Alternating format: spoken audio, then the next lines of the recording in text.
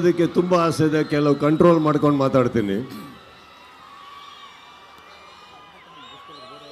ಹುಬ್ಬಳ್ಳಿಗೆ ಆಕ್ಚುಲಿ ಬಂದು ಇಲ್ಲಿ ಕಾರ್ಯಕ್ರಮ ಮಾಡೋದಕ್ಕೆ ಒಂದು ದೊಡ್ಡ ಕಾರಣ ಇದೆ. ಏನಿರ್ಬೋದು, ಕೆಲವು ಮಾತು ಹುಬ್ಬಳ್ಳಿಗೆ ಬಂದು ಇಲ್ಲಿ ವೇದಿಕೆ ಮೇಲೆ ಮಾತಾಡಿದ್ರೆ ಇಡೀ ಕರ್ನಾಟಕಕ್ಕೆ ಎಲ್ಲಿ ತಟ್ಟಬೇಕೋ ತಟ್ಟುತ್ತೆ, ಹೇಗೆ ತಟ್ಟಬೇಕೋ ತಟ್ಟುತ್ತೆ, ಯಾವ ಭರ್ಜರಿಯಲ್ಲಿ ತಟ್ಟಬೇಕೋ ತಟ್ಟುತ್ತೆ ಅನ್ನೋ ಒಂದು ಕಾರಣಕ್ಕೆ, ಹಾಗೂ ಪ್ರತಿ ಸಲ ಈ ಊರಲ್ಲಿ ನಮಗೆ ಸಿಕ್ಕಿರೋ ಆ ಪ್ರೀತಿ, ವಿಶ್ವಾಸ, ಸಪೋರ್ಟ್ ನಾವು ಯಾವತ್ತೂ ಮರೆಯೋದಿಲ್ಲ.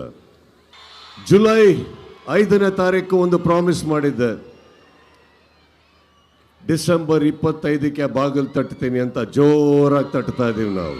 ಈ ಜರ್ನಿಯಲ್ಲಿ 25ಕ್ಕೆ ಥಿಯೇಟ್ರಲ್ಲಿ ಒಂದು ಸಿನಿಮಾ ಬಿಡುಗಡೆ ಆಗುತ್ತೆ.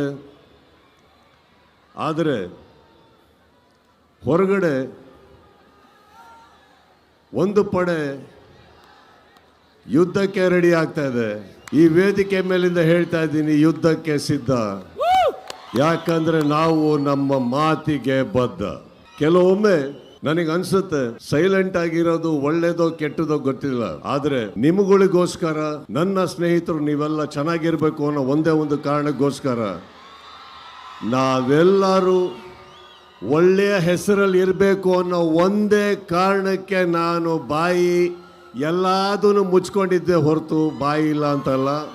ಬಹಳಷ್ಟು ಕಲ್ಲಿನ ಹೋರಾಟ ನನ್ನಿಂದ, ನನ್ನ ಸಹನೆಯಿಂದ ನಿಮ್ಗಳ ಮೇಲೆ ಬೀಳ್ತಾನೆ ಇರುತ್ತೆ.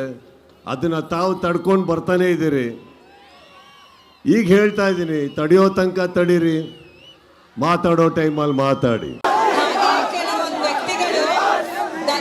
ಇಲ್ಲದೆ ಇದ್ದಾಗ ಅವ್ರ ಬಗ್ಗೆ, ಹಾಗೆ ಅವ್ರ ಫ್ಯಾನ್ಸ್ ಬಗ್ಗೆ ವೇದಿಕೆ ಮೇಲೆ ಹೋಗೋದು, ನಿಂತ್ಕೊಂಡು ಮಾತಾಡೋದು, ಚಾನೆಲ್ ಮೀಡಿಯಲ್ಲಿ ಕೂತ್ಕೊಂಡು ಮಾತಾಡೋದು, ಹೊರ ಕೂತ್ಕೊಂಡು ಮಾತಾಡೋದು ಎಲ್ಲ ಮಾಡ್ತಿದ್ದಾರೆ. ಅದೇ ಜನಗಳು ದರ್ಶನ್ ಅವ್ರು ಇದ್ದಾಗ ಅವ್ರು ಬೆಂಗಳೂರಲ್ಲಿ ಇರ್ತಾರ ಇಲ್ವಾ ಅಂತಾನೆ ಗೊತ್ತಾಗಲ್ಲ, ಎಲ್ಲಿ ಮಾಯ ಆಗ್ತಾರೆ ಅಂತಾನೂ ಗೊತ್ತಾಗಲ್ಲ. ದರ್ಶನ್ ಅವ್ರು ಹೇಳಿರೋ ಹಾಗೆ ಯಾರು ಏನೇ ಮಾತಾಡಿದ್ರು ನಾವು ನೊಂದ್ಕೊಳ್ಳಲ್ಲ,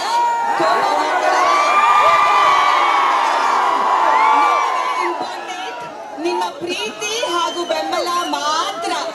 ಸೊ ನೀವುಗಳು ಹಾಗೆ ಬೇಜಾರು ಮಾಡ್ಕೋಬೇಡಿ, ಕೋಪ ಮಾಡ್ಕೋಬೇಡಿ.